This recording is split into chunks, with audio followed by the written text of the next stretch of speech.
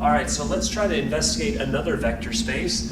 And through investigating this vector space, what I want to point out is that vectors can sort of come in curious forms and yet still be vectors. So here's the thing. Oh, I have a claim that this is not a vector space. I actually claim what we have above is a vector space. So let me get that properly written. And what is our set of vectors going to be? So the vectors are going to be all functions of the form mx plus b.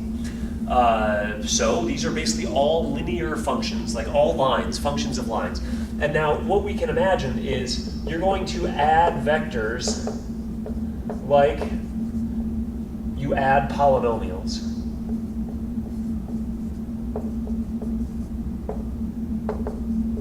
So you know how to add polynomials, just add term by term. So you can add the x terms to each other, add the constant terms to each other, and that is a way to add polynomials. You could add degree 1 polynomials that way.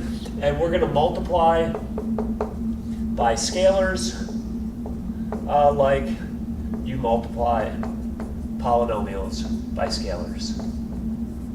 Which is to say, if you take a function here, a linear function, and multiply it by a scalar, we're just going to distribute the scalar throughout. Let's go through the principles. So imagine you've got two vectors. Imagine you've got some equation m1x plus b1 and some other equation m2x plus b2. These are two vectors. Here is your u, here is your v. When you add these together, do you get another vector back in return? Well, add them together, you get m1 plus m2x plus b1 plus b2. Note, this is still a linear function. It is of the form mx plus b, so add two linear functions, you get a linear function. Does the order in which you add the linear functions matter? I claim that is apparent from the step above, because when you add the linear functions together, all you do is you're adding numbers here and adding numbers there. And while adding these numbers, the order in which you add doesn't matter, because adding good old-fashioned numbers doesn't matter. Here, same story. So that's going to work out. And 3, again, when you add these linear functions, what you are doing is just adding good old-fashioned numbers. Let me go through one example here so that you can see this. Imagine you have m1x plus b1 plus m2x plus b2. This is your u and your v. And now you're adding m3x plus b3. Check it out. Here's your u, here's your v, here's your w. Add these together, what do you get? Well, adding the first two together give you what's above, and adding what's above to this is going to give you m1 plus m2 plus m3 on your x plus b1 plus b2 plus your b3. And what you can see is adding 3 linear functions together in effect adds 3 slopes and adds 3 y-intercepts, and the slopes are just numbers and the y-intercepts are just numbers, and you know that good old-fashioned numbers associate with addition, so this property holds too. 4, is there a 0 vector? Yes, there is, right? Because if you let m and b be 0, you would have the function of 0x plus 0, I guess to be very articulate here. And if you multiply that by any constant, what are you going to get? 0x plus 0. So 0 vector times any constant is the 0 vector. What about 5? Is there a vector which is the opposite of your vector, which adds to the 0 vector? I claim there is, because if you've got the function mx plus b, you can add to it minus m minus b. That's a perfectly valid linear function, opposite slope, opposite y-intercept. What are you going to add to? You're going to add to 0x plus 0. That's the 0 vector. Strange thing to call functions vectors, but as we're playing around with them, they seem to be holding for all the properties. What about, I tell you what, let me just erase this and then we'll go 6 through 10 so I don't run out of board space. What about property 6? 6, constant times vector, also a vector. Take a constant times mx plus b. What do you get? You get cmx plus cb. Note that is still a linear function, because to be a linear function you just have to be number x plus number, which that is. So constant times vector is a vector.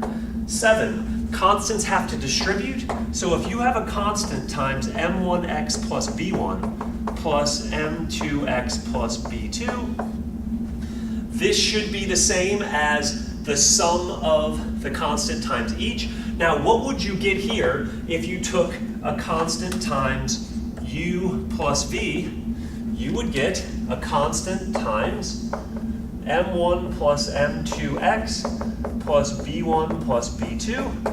And what's going to happen here? That constant distributes, and you get c m1 plus m2x plus c b1 plus b2. What would happen if you worked from the right-hand side back? That would be c times m1x plus b1 plus c times m2x plus b2. Here is the left-hand side, which is cu plus cv. And guess what? You can see what happens here, because if you distributed the c through, if you multiplied through, you'd get that same result. Okay, so we passed test 7. What about number 8? Can you add scalars and multiply by a vector? And I claim that is not too hard to see, because if you take this sum of scalars and multiply by mx plus b, you know what happens. Take the scalar and distribute. You're going to get c plus km times x plus c plus k times b. And that is the same as, take the left-hand side, c times mx plus b plus k times mx plus b. Distribute throughout, you're going to get a cmx and a kmx. That's going to be c plus kmx. And then the cb and the kb add to be the ckb. That works. What about 9? 9 actually is not hard to see either, because when you take ck times mx plus b, what's going to happen is you take the ck and distribute to both numbers, so you have ckmx plus ckb, and you know that because all you're doing in the slope is multiplying numbers, all you're doing in the y-intercept is multiplying numbers, is the same as ckmx plus ckb, and that is precisely what we were wanting to show.